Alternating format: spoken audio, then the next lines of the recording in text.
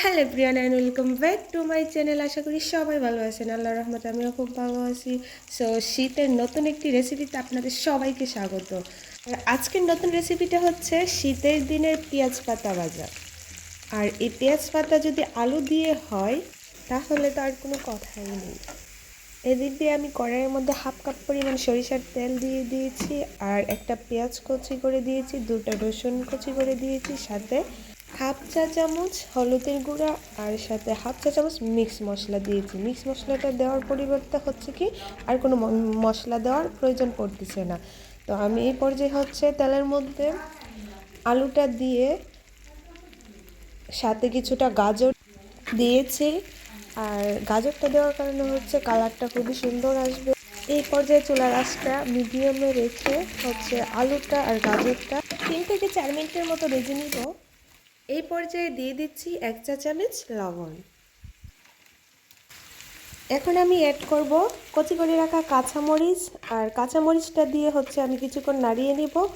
আর এদিকটা দিয়ে হচ্ছে আলুটা আর গাজরটা খুব সুন্দরভাবে সিদ্ধ হয়ে এসেছে। এই পর্যায়ে আমি দিয়ে দিচ্ছি পেঁয়াজের পাতা।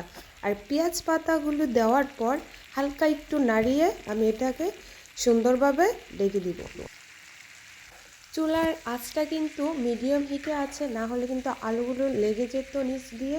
সেজন্য আমি চুলার আঁচটাকে মিডিয়াম করে রেখেছি। এখন পেঁয়াজের পাতাগুলো দিয়ে চুলার আঁচটাকে আবারও হাই করে দিব। আর হালকা হলুদ দেওয়ার কারণে পেঁয়াজের পাতার কালারটা কিন্তু খুবই সুন্দর এসেছে।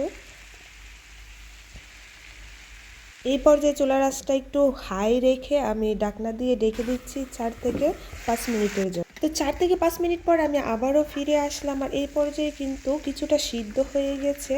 তো আমি এটাকে একটু নাড়িয়ে দিচ্ছি। আর চুলার আঁচটাকে এই পর্যায়ে কিন্তু মিডিয়াম করে রেখেছি যাতে নিচে দিয়ে লেগে না যায়।